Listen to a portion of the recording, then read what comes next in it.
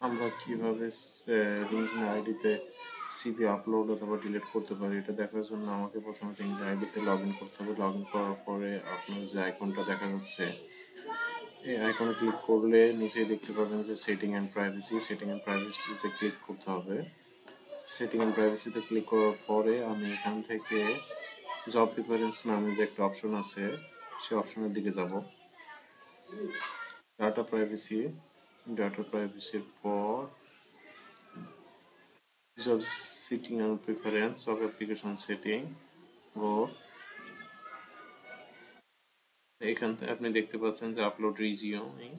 আমি এখান থেকে আপলোড রিজিউম করতে পারবো। আমার এখানে যে রিজিউমটা দরকার সেই রিজিউমটা আমি এখান থেকে ওপেন করলে আমার রিজিউমে আপলোড হয়ে যাবে। আমার যেটা আপলোড করা আছে আমি করতেছি না। যদি ডিলিট করতে চান তাহলে এখান থেকে ক্লিক করে ডিলিট বাটনে ক্লিক করলে হবে। আর দ্বিতীয়ভাবে আমরা রিজিউমে করতে পারি, আপলোড করতে পারি। সেখানে হচ্ছে কি আমরা যদি ইজি জব অ্যাপ্লাইয়ের মাধ্যমে যাই,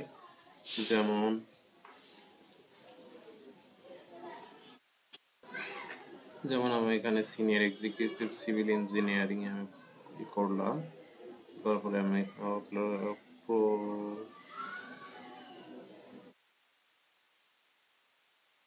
প্রজেক্ট ম্যানেজার আমি অ্যাপ্লাই করলাম। তারপরে দেখেন আমি এখানে কি করব, ইজি অ্যাপ্লাই ক্লিক করছি। ইজি অ্যাপ্লাই ক্লিক করার পর আমার রিজিউম অটোমেটিক এখানে চলে আসছে। কিন্তু আমি যদি মনে করি যে এই রিজিউমে আমি সিলেক্ট করব না, অন্য রিজিউমে সিলেক্ট করব, তখন এখানে আপলোড থেকে রিজিউম চুজ করে দিলেই হয়ে যাবে।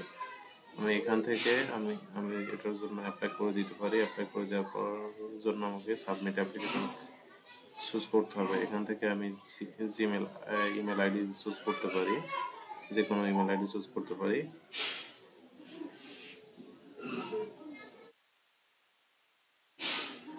আমার এটা অ্যাপ্লাই করা হয়ে গেছে।